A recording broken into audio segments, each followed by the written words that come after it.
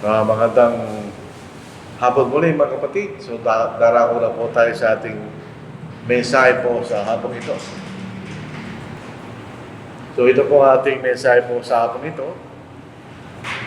So ang ating mensahe po sa hapon ito ay ang pagbabago sa pamagitan ng biyaya, kaya transformed by grace, living the new life in Christ. So ito po ang ating magiging mensahe po sa hapon ito. Pag sinabi nating biyaya, dito sa Efeso chapter 2, 8 and 9, ito po ang ating mababasa. Itong kabanatang ito at mga talata, ito po ay inaabuso ng ibang mga pananampalataya. Sapagkat sa biyaya, kayo'y naligtas sa pamamagitan ng pananampalataya. At ito hindi sa pamamagitan ng inyong sarili, ito'y kaloob ng Diyos. Yung pong biyaya na yun, ito po yung ginawa ng Diyos. Gawa po ng kanyang kawaan sa atin, dahil sa ating kalagayan na tayo nagkasala, at wala tayong paraan para makalaya doon sa ating mga kasalanan. Sa gawang parangan ng Diyos, para tayo maligtas mula sa ating kasalanan. Yan ang biyaya ng Diyos. Nang dumating ang Panginoon sa lupa at nagkatawang tao, tandaan natin, iniwan niya ang kalwalatian sa langit, bumaba sa lupa, nagkatulad sa atin, at siya namatay sa krus, kanya, para sa ating kaligtasan. Yan ang biyaya ng Diyos. Pero para tanggapin po natin yung biyayang yun, binasa natin kanina, kinakailangan tayong sumampalataya. Kailangan natin tanggapin yung kondisyon ng biyaya. Minsan ng biyaya, bagamat ito'y libre na binibigay sa atin. Halimbawa, sa buwan na ito, December, marami sa mga nagtatrabaho, lalo kung sila ay permanente na sa trabaho, meron silang bonus. Yung bonus na yun, hindi nila pinagtrabahuhan. Kasi ang usapan ng mga nagtatrabaho, kada buwan yan, kada buwan. Susweldo ka, papasok kada buwan. Yan ang ginagawa ng mga nagtatrabaho. Pero dahil sa batas ng tao, pamahalaan, para magkaroon ng kagalakan ng mga tao sa panahon na ito, binigyan sila ng bonus. Yun ay biyaya. Hindi mo na pinagtrabahuhan yan. Pero para kayo magkaroon ng bonus, kinakailangan ka nagtatrabaho. So yung biyaya rin ng Diyos, bagamat ito'y walang bayad, ito'y kaloob ng Diyos, ito'y may kondisyon. Yung binasa natin kanina, sa biyaya, kayo naligtas sa pamagitan ng pananampalataya. Ito'y pananampalataya na tayo ay naniniwala at nagtitiwala sa sinasabi ng Diyos, tayo sumusunod. Ay sabi ng Panginoon, ang sumasampalataya at babautismohan ay maliligtas, biyaya. Pag sumunod ka doon, mapapatawad na natin mga pagkakasala. So yung bahagi natin ay nagbibigay sa atin ng kapatawaran sa ating mga kasalanan. Pag tayo sumunod doon sa kondisyon ng biyaya ng Diyos. Pero hindi lang po yun ang biyaya ng Diyos. Kung tayo po ay papatuloy pa naman tayong buhay. So sinasabi ng biyaya ng Diyos, kinakailangan tayo maging tapat para tayo magkaroon ng buhay na walang hanggan. So ito yung ang ating sitwasyon ay naduduo sa kasalukuyang panahon na tayo manatiling tapat para magkaroon tayo ng buhay na walang hanggan. So yung unang bahagi ng biyaya ay kapatawaran ng ating kasalanan. Hindi prerequisite. Hindi ka pwede magkaroon ng buhay na walang hanggan kung di pinatawad natin sa ibang kasalanan. So, pero tunay na layunin ng biyaya ay buhay na walang hanggan. Yan ang dahilan bakit namatay ang Panginoon sa krus. Hindi lamang patawad ng ating mga kasalanan, kundi tayo manirahan sa langit magpakilanman, kasamang Diyos. Yun ang talagang layunin ng biyaya. Yun ang talagang kaligtasan. Ito si Hebrews chapter 9, verse 28. Pagdating ng Panginoon, sabi sa pangalawang pagkakataon, ay gayon din naman si Kristo, na inihandog na minsan upang dalhin ang mga kasalanan ng marami. Ay magpapakita sa ikalawang pagkakataon, so ikalawang pagkakataon lang. Hindi yung pangarapin ng kasalanan, wala nagkaugnay sa kasalanan nyo, kundi yung pangiligtas sa mga sabik na naghihintay sa Kanya. Yung kaligtasan na yun, ay ang buhay na walang hanggan, na ibibigay sa atin ng Panginoon sa Kanyang pangalawang pagdating. So sa kasalukuyang panahon, ala pa tayong buhay, hindi pa natin taglay ang ating buhay na walang hanggan. Ito'y pinapangako ng Diyos. So ito'y pag-asa Kanya. Sa Titus chapter 1 verse 2, in hope of eternal life, which God who cannot lie promised before time began. Pagka po'y pangako, hindi mo pa hawak yun. Sabihin, meron kang inaasahan, dahil ito'y pag-asa, pero hindi mo pa taglay yun. Dito sa Romans chapter 8, sinasabi po sa atin dito na tayo po ay iniligtas sa pamagitan ng pag-asa sa verse 24. Sapagkat tayo niligtas sa pamagitan ng pag-asa ito.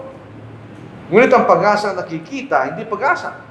Sapagkat sino ang umaasa sa nakikita? In other words, pag dumating na inaasahan, huwag na pag-asa yun. Dumating na eh. Pero agad hindi pa dumarating yung ating Panginoon, alam pa tayo buhay na wala, hanggang pag-asa pa lang. Kaya lang, dahil ang Diyos, sabi rito, hindi ba ito magsinungaling? Na nangako sa atin ang Diyos, hindi siya nagsisinungaling. So siguradong darating yung buhay na wala hanggan. Kung tayo po ay magiging tapat sa Diyos, yung po ang tema ng ating pag-aaral sa gabing ito, o hapong ito. Ito ang sitwasyon natin. Bago tayo sumunod sa Ebanghelyo, tayo makasalanan. Tayo namumuhay sa pagkakasala. Pero tayo binago niya. Transform. Yung salitang trans. Di ba meron transgender ngayon? Di ba? Ano ibig sabihin nun? Pinalitan yung kasarian. Yung trans, ang ibig sabihin, change, pagbabago. Yung form, anyo. So nagkaroon tayo ng pagbabago sa anyo, kanya. O sa essence ng ating pagkatao. Dati tayo ay makasalanan, pero ngayon tayo naging bagong tao kanya. Binago tayo. Binago ng Diyos ang ating pagkatao. Mula sa pagiging tao makasalanan, patungo sa isang bagong pagkatao kanya. So Romans chapter 6 verse 4 hanggang verse 6, kung pwede natin basahin sa ating wika, ito ang ating mababasa. Kaya tayo nilibing na kasama niya sa pamagitan ng bautismo tungo sa kamatayan. So dito sabi rito, tayo na bautis tungo sa kamatayan. Para saan? Na kung paano si Kristo ay muling nabuhay mula sa mga patay sa pamagitan ng kalalatian ng Ama, gayon din naman tayo makakalakad sa panibagong buhay kanya. Nung tayo na bautismohan, tayo na bautis tungo sa kamatayan ng Panginoon, na alam na po natin, sa kamatayan ng Panginoon, nabuhos ang kanyang dugo na nag-uugas sa ating mga kasalanan.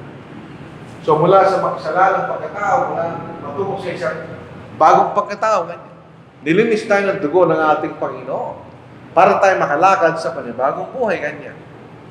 Sa verse 5, sapagkat kung tayo naging kasama niya, na katulad ng kanyang kamatayan, ay magkakagayon din naman tayo sa kanyang muling pagkabuhay. Nalalaman natin ang ating dating pagkatao ay kasama niyang ipinahok sa krus upang katao makasalanan. Ito po yung balik-salik. Yung sinasabing body of sin, hindi tumutungkol sa ating katawan, kundi yung kabuuan ng lahat ng ating kasalanan kanya. That the body of sin might be done away with, that we should no longer be slaves of sin. Hindi na tayo maging alipin ng kasalanan. So, mayroong pagbabago to. Sa unang pagkakataon, nung tayo na-bautismohan, binago tayo ng Diyos. Tinanggal niya ng ating mga kasalanan, pinatawad tayo sa ating mga kasalanan. Pagkatapos nating mabautismohan, kinakailangan tayo naman magbago.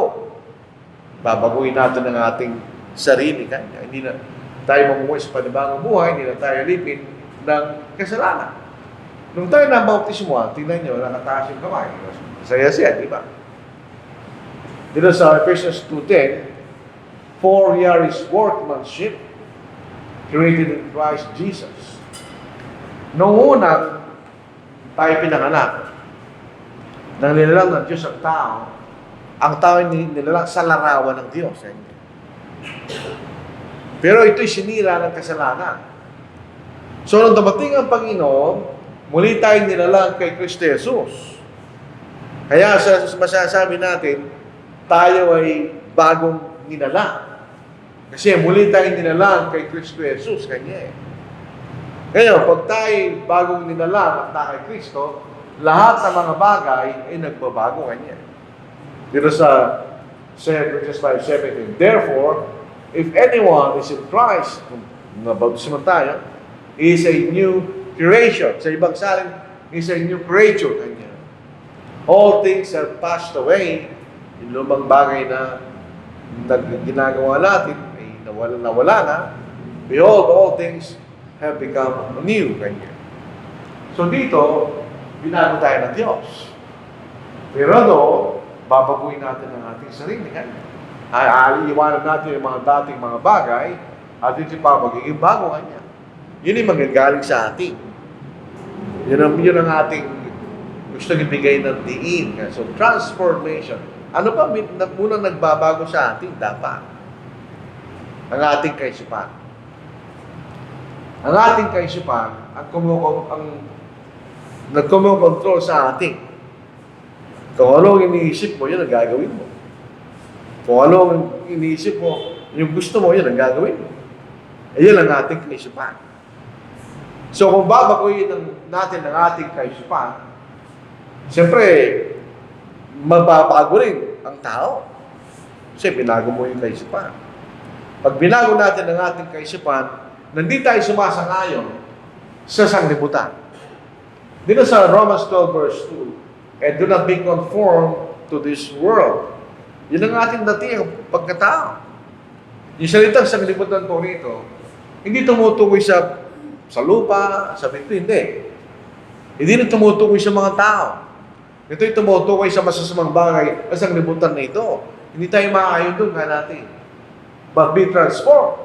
Ito tayo magbabago. So, paano tayo magbabago? By the renewing of your mind. So, ating pagbabago ay dinudulot ng ating pagbabago. Basahin natin sa Romans chapter 12 ng ating kaisipan. Basahin natin sa Romans chapter 12 verse 2 sa ating wika. Huwag ninyong tularan ng sanglibutan, kundi magbago kayo sa pamagitan ng pagbabago ng inyong pag-iisip. Upang mapatunayan niyo kung alin ang mabuti, kasiyasiyan at lubos na kalooban ng Diyos. Sa pagbabago ng ating kaisipan, siyempre nakatuon tayo sa kalooban ng Diyos. Lalo nating mapapatunayan kung anong mabuti, katanggap-tanggap at lubos ang kalooban ng Diyos. Kaya nga yung mga tao sa sanglibutan, wala silang pakialam sa salita ng Diyos. Kasi anong alaga ng salita niyo sa kanila? Kung ang kaisipan nakatungo sa sanglibutan. Yung salitang renewal or renewing, ito yung salitang Grego na sinasabi po ng dalubhasa sa wikang Grego na ginamit sa Bagong Tipan. Sabi rito, the renewing of your mind. In effect, the adjustment of the moral and spiritual vision and thinking to the mind of God. So, ina-adjust natin ang ating pagtingin natin sa tama at mali at sa mga bagay na pananaw espiritual ayon sa kaisipan ng Diyos o ayon sa kalooban ng Diyos. So, sa pagbabago ng ating kaisipan, inaayon natin ng ating kaisipan sa kalooban ng Diyos. Yan ang ibig sabihin. So, yun ang pagbabago ng ating kaisipan, sinasabi sa atin. Kaya pag nagbago ang ating kaisipan, ano yung nagbabago? Number 1, ang ating priority. Dati, ang ating priority, isang limutan. Doon tayo nabubuhay. Pero tayo naging Kristiyano, ano ngayon ang mahalaga? Pag pinag-usapan natin ang priority, ang ibig sabihin, ano ang mahalaga? So may magbabago sa pagtingin natin kung ano ang mahalaga. Dito sa Colossians 3:1, if then you were raised with Christ, kung tayo po ay bumawag kasama ni Kristo, yun ay sa bautismo. Ano nga hanapin natin? Hanapin yung mga bagay na nasa itaas, na usang si Kristo na nakahupos sa kanang kamay ng Diyos. Nasa ba ang ating Panginoon? Sa langit. So, anong hinahanap natin? Yung mga bagay sa langit. Yung mga bagay na spiritual. Set your mind on things above, not on things on the earth. Ito mga ganitong klase pangungusap. Hindi nangangahulugan na hindi na mahalaga mga bagay sa lupa. Hindi naman totoo yun. Alam niyo yung mga madre, yung mga monk, yung mga Buddhismo, wala sapatos yun. Nakaano lang sila ng robe ng kulay orange, kalbo sila, wala silang pag-aari. Iniwan nilang sa liputan. Hindi lang ibig sabihin yan. Ang ibig lang sabihin yan, binibigyan natin ng mas kahalagaan ang mga spiritual na bagay kaysa sa mga bagay sa lupa kanya. Na kailangan din natin. For you died, and your life is hidden with Christ with God. Nung tayo namatay, tayo nabautismo, may namatay sa atin. Hindi natin dati ang pagkatao kanya. Ang ating buhay naman, yung buhay na walang ganin nakatago kay Kristo sa Diyos. Ibibigay ng Panginoon yan sa kanyang pangalang pagdating. Binasa natin kanina. So nagkakaroon ng pagbabago kung ano mahalaga sa atin. Ang mahalaga ay mga bagay na spiritual na ating nalalagak natin ng ating kaisipan sa mga bagay na nasa taas kanya, mga bagay na spiritual. Yan ang ibig sabihin, no? Makikita rin po natin sa Hebrews chapter 12 verse 1. Sa Hebrews chapter 11, andun na si Abraham, si Noah, yung mga tao naging tapat sa Old Testament. Na sila'y kinasya ng Diyos. Na sila'y sumunod sa kalooban ng Diyos sa panahon nila. Kaya sabi rito, therefore, we also, since we are surrounded by so great a cloud of witnesses, yung mga tao doon, na naging tapat. Anong gagawin natin? Nung sila naging mga tapat, sila'y kinasya ng Diyos. Let us lay aside every weight. Hindi po kasalanan pinag-uusapan dyan. Dahil dito yung kasalanan sa pangalawang phrase. So, sin, which so easily snares us. Yun ang pangalawa. Ano yung una? Yung mga bagay na mabigat, nagpapabigat sa atin, ay mga bagay na hindi naman sila kasalanan sa kanilang sarili. Pero nagiging hadlang sa ating paglilingkod sa Diyos dahil mas binibigyan natin ng priority yung mga bagay na yun. Maraming bagay na ngayon, lalo po sa ating kasalukuyang panahon. Yung mga tao na nagbibigay sila ng atensyon sa mga bagay na kuminsan kung sila'y Kristiyano, nawawala ang focus nila sa kailang paglilingkod sa Diyos kanya. Eh siyempre, kasalanan, alam po natin yan. At kinakailangan tayo tumakbo na may pagtitiis kanya. Let us run with endurance the race that is set before us. Ito pong pagtakbo natin. Ito yung larawan ng ating pamumuhay para tayo tumatakbo. Mula nung tayo na bautismohan hanggang sa ating kamatayan. So ito isang long distance run. Kung kayo nanonood sa mga Olympics, Southeast Asian Games, meron silang athletics kaya, yung mga tumatakbo. Pagka ito'y maiksing pagtakbo, mabilis. Halimbawa, 100-meter run. Malalaking katawan, no? Muscle. Kailangan mo ng momentum kasi. Kung payat ka, wala kang magiging momentum. Pero pag ang takbuhan ay malayo, kailangan din kayong mapayat, magaan, mahaba pa mo. Dahil ang kailangan doon ay endurance. Papansinin nyo, 10,000 meter run, tapos yung marathon, karamihan dyan payat, nananap, taga-Africa. Dahil magaan sila eh. Pag magaan ka, mas makatakbo ng matagal. Kung mabigat ka, sandali, pagod ka na. So yun ang larawan ng ating pagtakbo. Kaya kinakailangan tayo maging magaan. Alisin natin yung nagpapabigat sa atin kanya. At nakatingin tayo sa ating Panginoon. Bakit? Dahil siya magliligtas sa atin. Sabi rito, the author and finisher of our faith. Siya magliligtas sa atin. Tingnan nyo, siya pinanggalingan ng kaligtasan. Siya rin ang magtatapos sa ating pananampalataya. Merong bunga ang ating pananampalataya. Ayun, nasa ating Panginoon. Who for the joy that was set before Him, yung kagalakan na siya mamatay sa krus. Kahit siya'y napahiya, despising the shame, na siya po'y napawang kasama ng dalawang magnanakaw, pero pagkatapos na siya umupo sa kanan ng trono ng Diyos, binigay sa kanya lahat ng autoridad ng Diyos. So, nagbabago ang ating pagtingin kung ano mahalaga. Tuloy po natin. Sa ating pagtingin sa kayamanan. Walang masama sa kayamanan. Kung minsan, nakakahipo ka ng kayamanan kasi nagsusumikap ka. Sinasabi naman ng Biblia na gawin natin. Kung ano man ang ginagawa natin kanya, ilagak mo ang puso mo sa mga bagay na yun. Sabi, kung ano man ang ginagawa natin, seryoso ka. Pero tandaan natin, may dalawang kayamanan.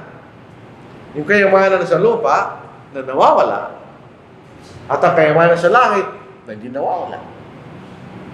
So ano mas mahalaga sa dalawa? Sabi rin, do not lay up for yourselves treasures on earth, where moth and rust destroy, and where thieves break in and steal. Bakit ganun ang pangusap na yun? Hindi natin naintindihan sa panahon natin ngayon. Pag meron tayong kayamanan ngayon, kung malaki talaga kayamanan mo, nasa bangko yan. Merong security something na itatago mo kayamanan mo doon. O kaya meron kang pinagtataguan sa kayamanan, hindi pwede buksan ng sino man, ikaw lang.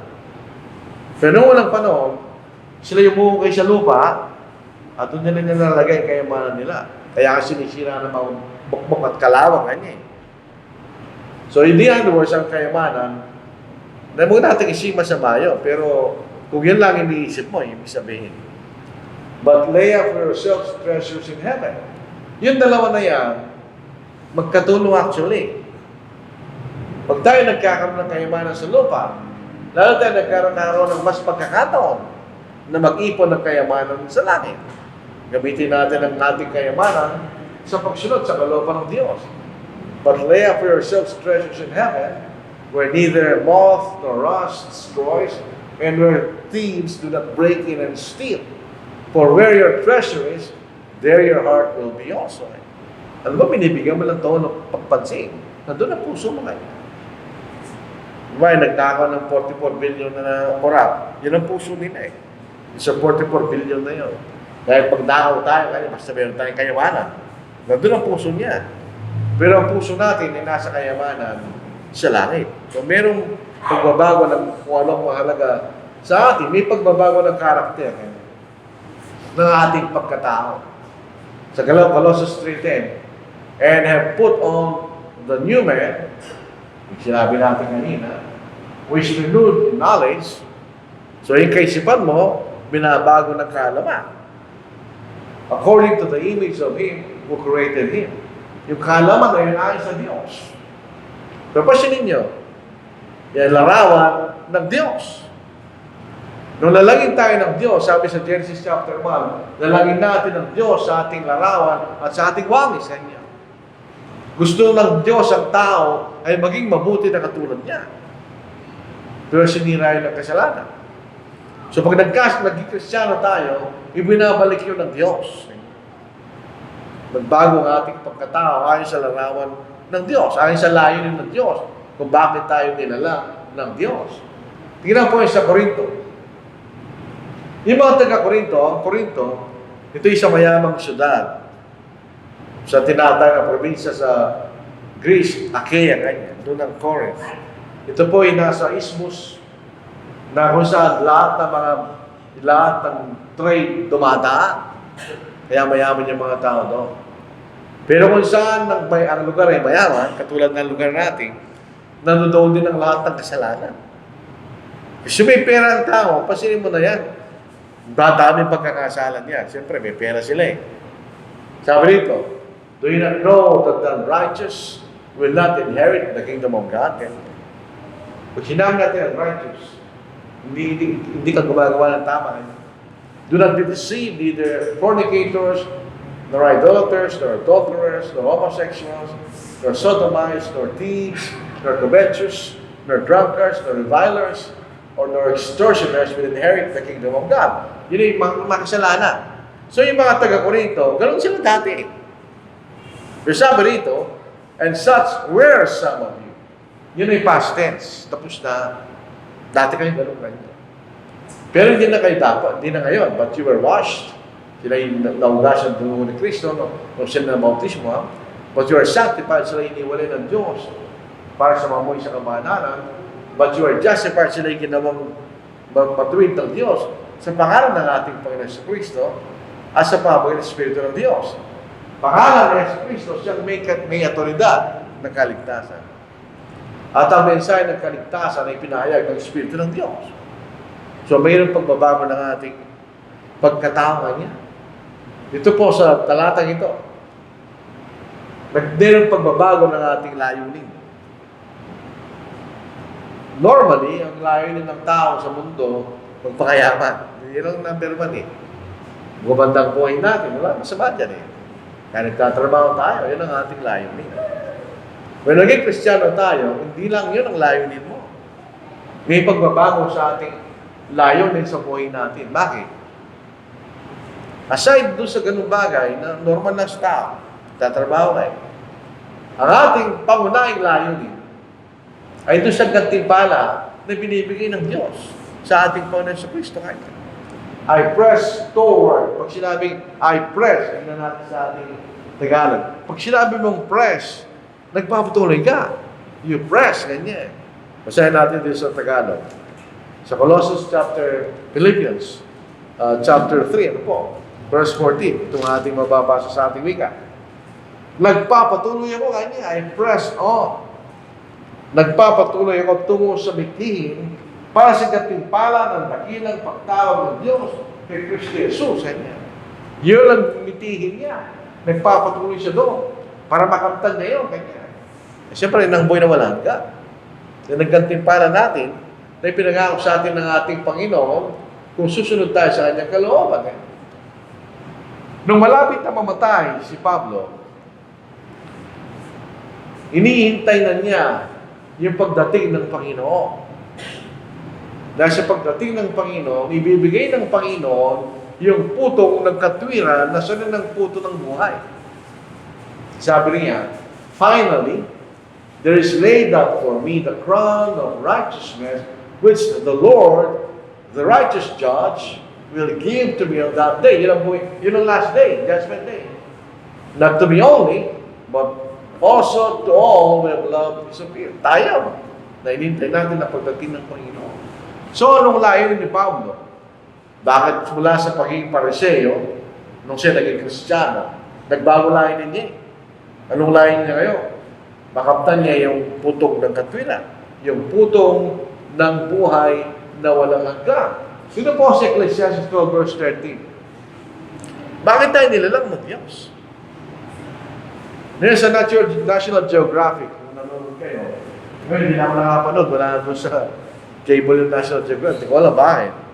Sabi na sa National Geographic, what is your life? Kanya. Why are you here? Minatanong nila eh.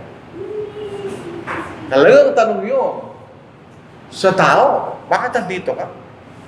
Bakit ka naipanganak? Saan ang layunin? Para ma-stress? Magkaroon ng problema? Hindi yung layunin ng Diyos. Ba't tayo nilalang? Dito sa Ecclesiastes 12 verse 13, let us hear the conclusion of the whole matter. Doon sa buong aklat ng Ecclesiastes, sabi ni Solomon, lahat ng mga bagay walang kabuluhan, ganyan. Naranasan ni Solomon ng makapangyarihan sa yari. Naranasan ni Solomon ng katanyagan. Sikat siya. Karunungan. Hiningin niya sa Diyos ang karunungan. Naranasan niya yung karunungan. Kayamanan. Mayaman siya. At hindi niyo alam, may asawa siya 1,000. 700 na prinsesa at 300 na concubine. Ganyan. Pero ang conclusion niya, lahat ay walang kabuluhan. So, ang tanong, anong kabuluhan? Sa talatang ito, malalaman natin ang ating kabuluhan. Let us hear the conclusion of the whole matter. Fear God and keep His commandments, for this is man's all. Ganyan. Pag sinabi mong lahat sa'yo, yun ang mahalaga sa'yo. In other words, ito ang mahalaga sa tao kanya. Na ikaw matakot sa Diyos, asundin mo ang kanyang kautusan. Yun ang naging layunin ko ngayon pag tayo nagbago ng ating kaisipan. Nagbabago ang ating layunin. Ngayon, ang pagbabago ng ating kaisipan, yung ating bagong kaisipan ay pagbabago sa ating priority, pagbabago sa ating pagkatao, at pagbabago sa ating layunin. Ngayon, pag nangyari ang pagbabago na yan, magkakaroon tayo pa ng bagong buhay kanya. So ito yung mahalaga ng magbagong kaisipan. Magbabago ng kung anong mahalaga, kung ating pagbabago ng ating pagkatao, layunin, yan ay pagdudulot ng isang panibagong buhay kanya. Kasi sinasabi, pagtapos natin mabautismohan, yun ang dapat nating gawin. Di ba sinasabi sa atin? Dito po sa 2 Corinthians 4:16, ang tao, dalawa pagkatao niya.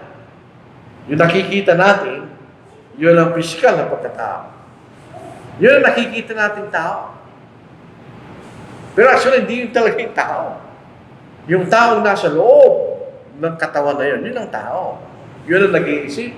Yun ang may damdamin. Yun ang nasasaktan. Yun ang nasisiyahan. Hindi yung katawan. Pero yung ating katawan, ito si Brother Bert, pinakamatanda sa atin. Kung makita kayo ng larawan ni Brother Bert kung siya binata, hindi ka na nag-itsura niya. Sabi mo, ibang tao yan nga mo. Bakit ang itsura niya? Tumanda na siya.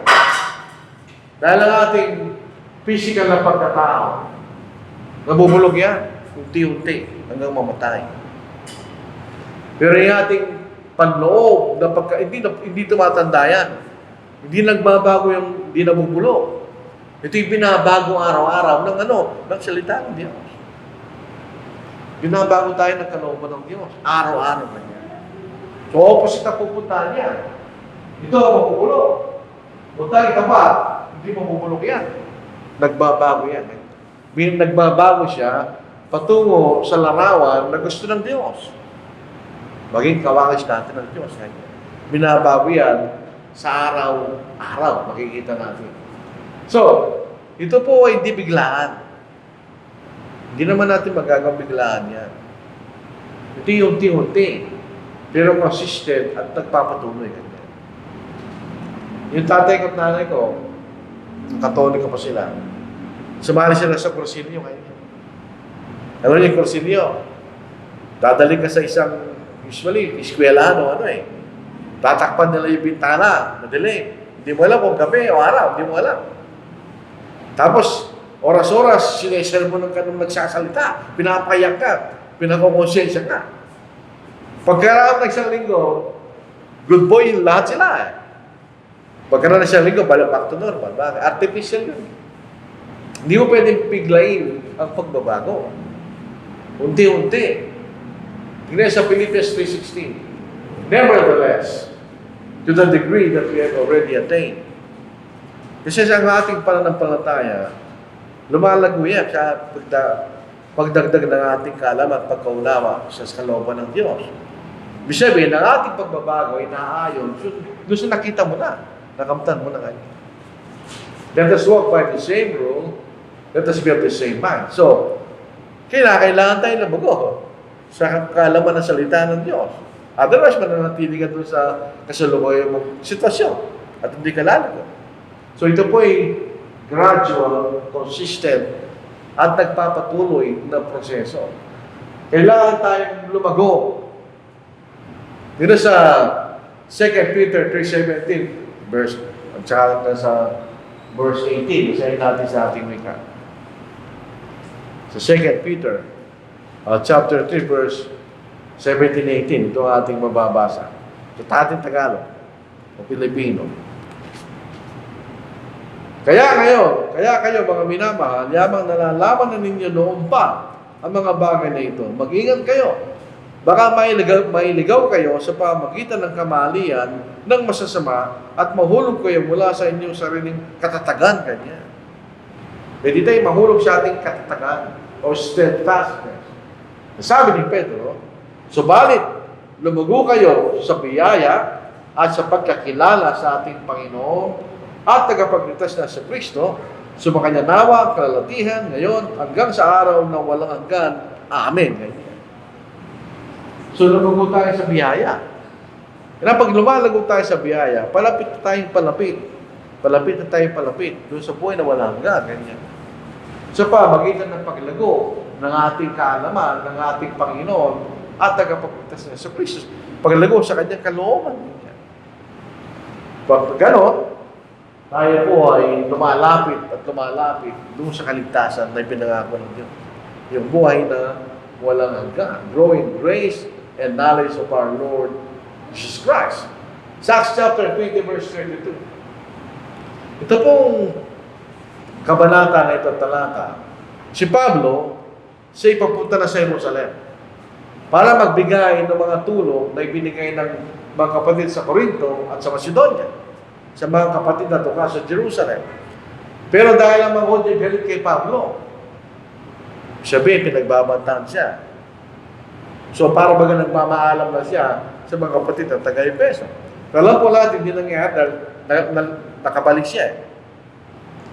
So now, brethren, I commend you to God and to the word of His grace.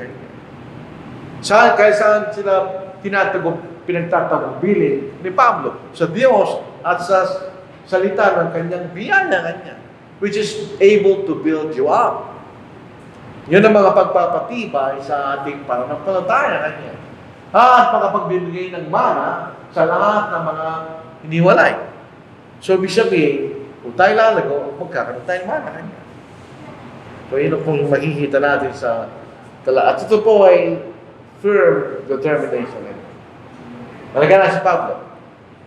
Not that I have already attained or I am already perfected, but I press on. Nagpapatuloy mo kayo. That I may lay hold of that for which Christ Jesus has also laid hold of me.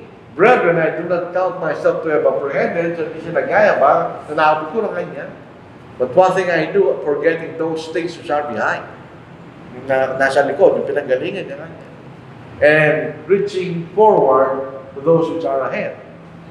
I press toward the goal for the prize of the upward call of God in Christ Jesus.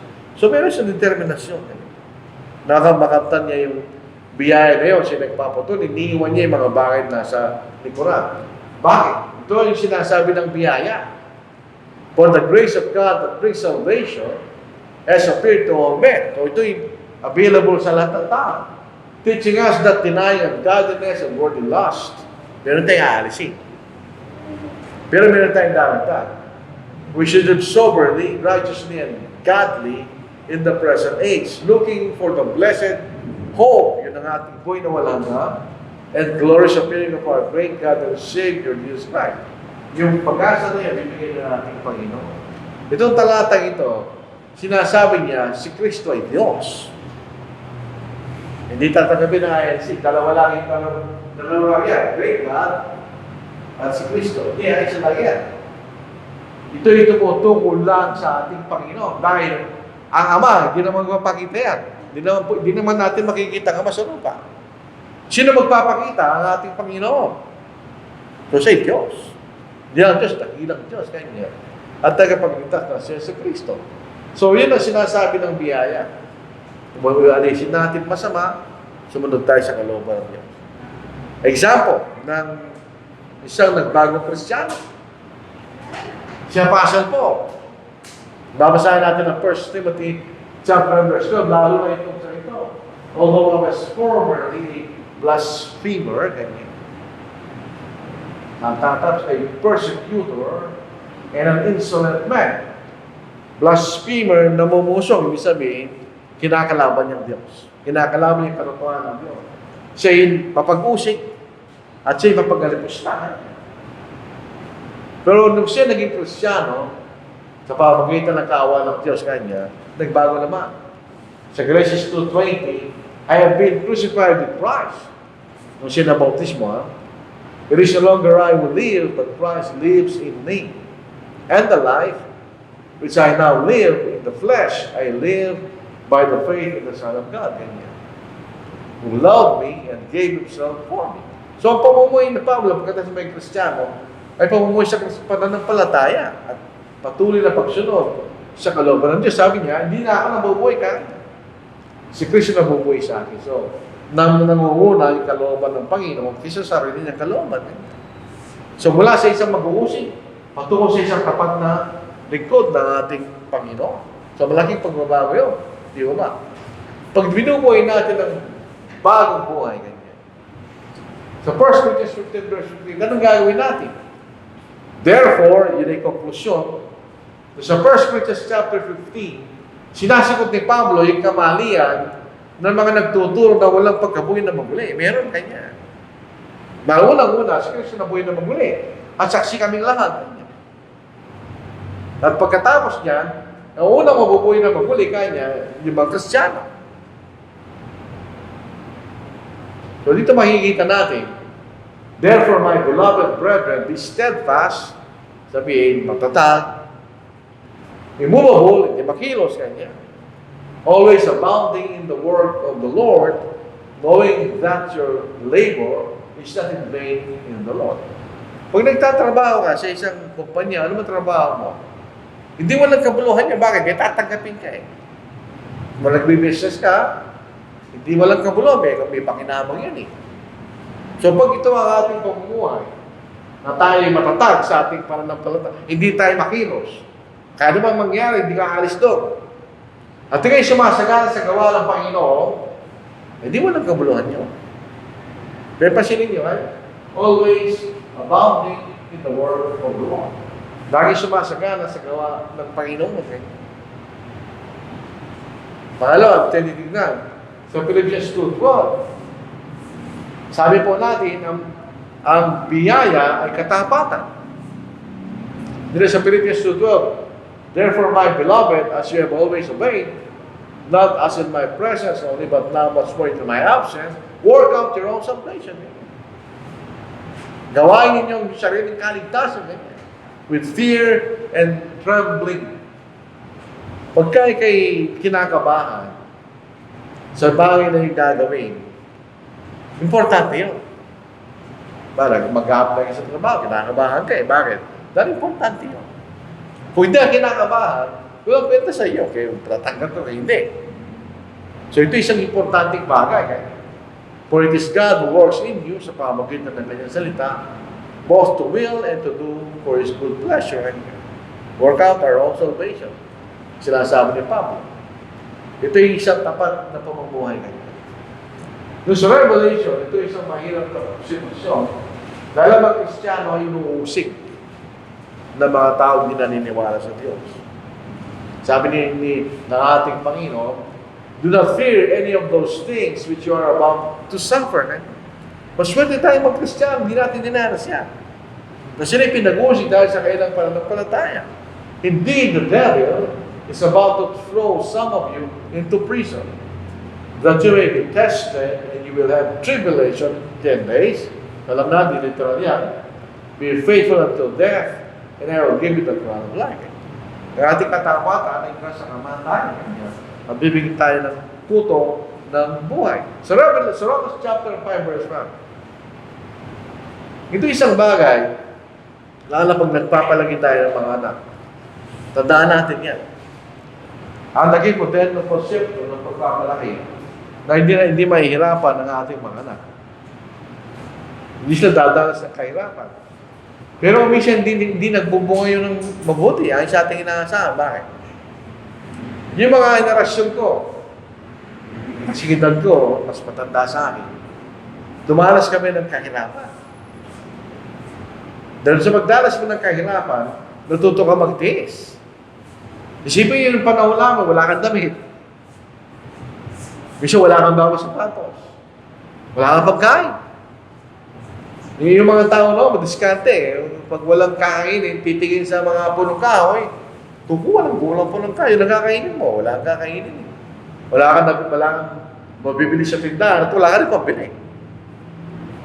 Pero dinulot no, natuto ka magtiis. At dahil natuto ka magtiis, laging matatag ka bilang tao. Marunong ka magtiis eh. This is Revelation Romans 5:1. Therefore, having been justified by faith, kung tayo naligtas, we have peace with God. Meron tayong pakikipagkasundo sa Diyos through our Lord Jesus Christ, through whom also we have access by faith into this grace, and rejoice in hope of the glory of God. Dahil hinintay natin ang ating pag-asa, pero hindi lang yun kanya. And not only that, but we also glory in tribulation. Tingnan niyo sa Tagalog. Hindi sa Tagalog yung tribulation. At makikita natin ang SS niya sa Tagalog. Sa Romans chapter 5, ito ang ating mababasa sa verse 3. At hindi lamang kayo, kundi nagaganap din tayo sa ating mga kapigatihan sa pagkakaalam na ang kapigatihan ay nagbubuhat ng pagtitis. Ito yun. At ang pagtitis ng pagpapatibay kanya. At ang pagpapatibay ng pag-asa. Habang tumitibay tayo sa ating pananampalataya, gawa ng pagtitis, lalong lumalapit sa atin ang pag-asa.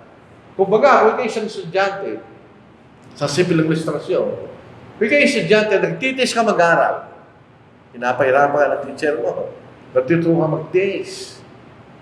Pag kayo palagi nag-aaral, ano mangyayari sa'yo? Lalalim mo yung kaalaman sa pinag-aaralan mo.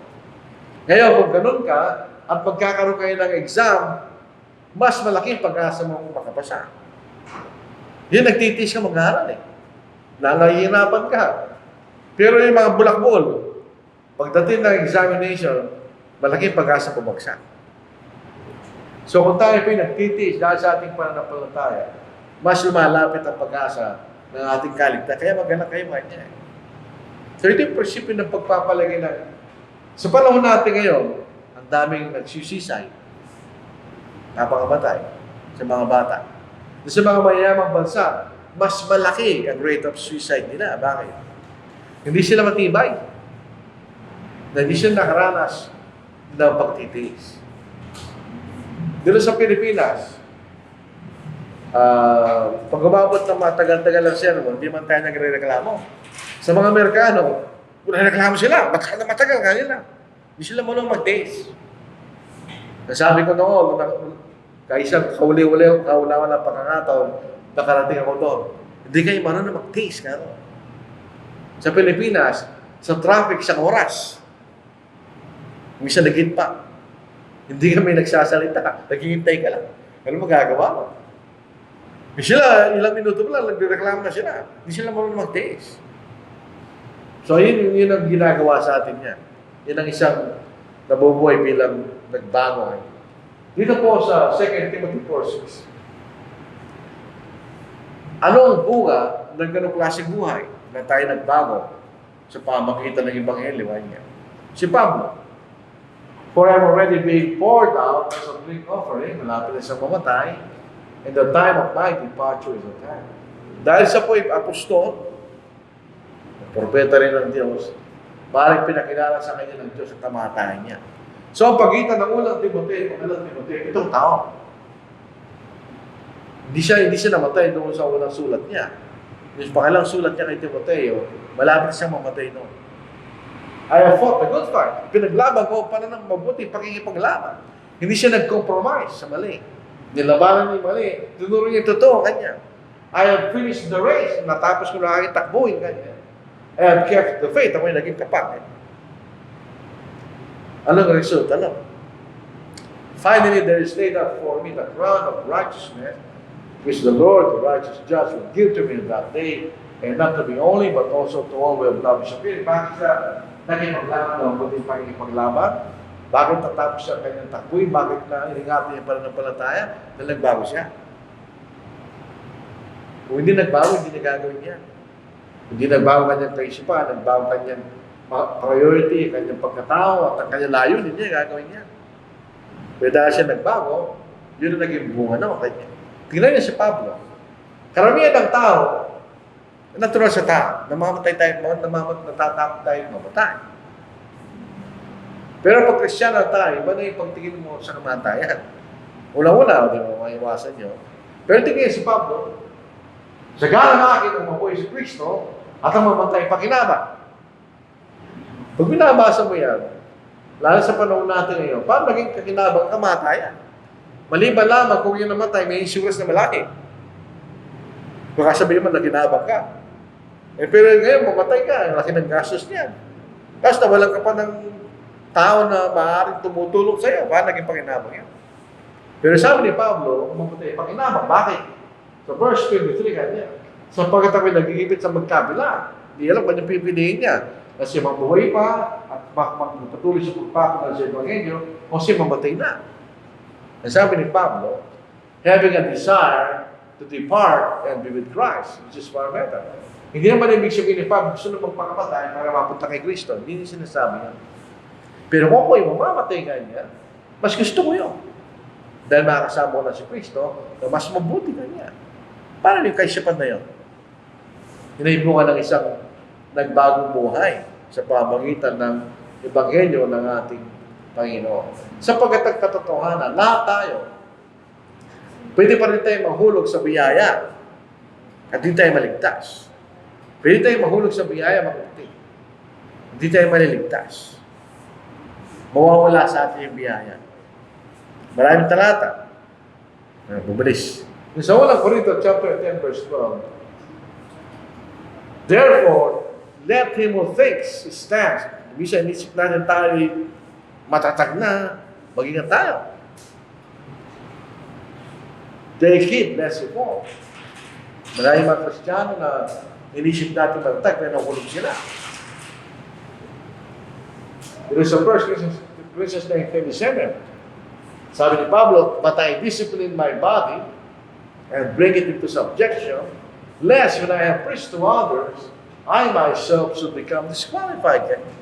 Sinusupil ko sa sarili ko kanya. Baka pagkapangalan ko sa iba, ako naman ay matakwid. So pwede siya mawala, di ba? Apostol na yun, lalo na tayo na hindi apostol. Pwede tayong umalis. Pwede tayong umalis sa katotohanan. Sa verses 8, they fall away. Pwede tayong tamalikod sa pananampalataya.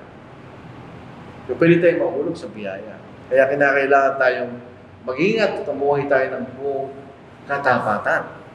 Ngayon, kung tayo nabuhay successfully sa isang panibagong buhay bilang Kristiyano na sumusunod sa kalooban ng Diyos, yun ang hinihintay natin.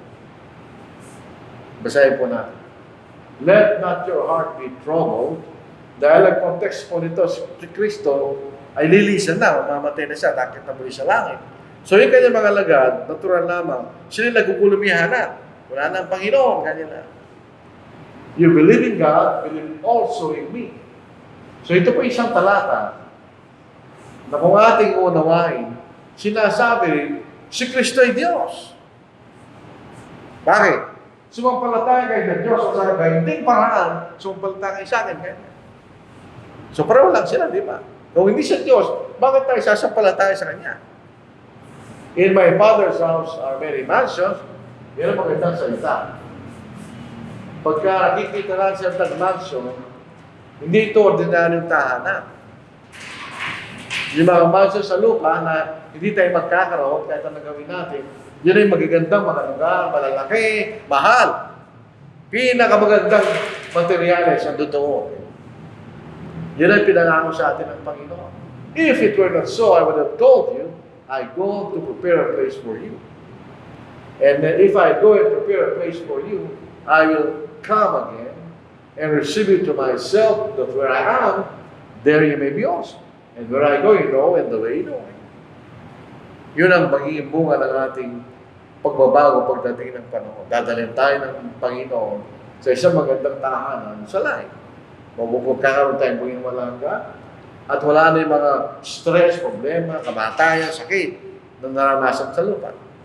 Yun ay magandang buhay na naghihintay sa atin sa langit. So ito po ang ating mensahe mga kapatid. At tayo po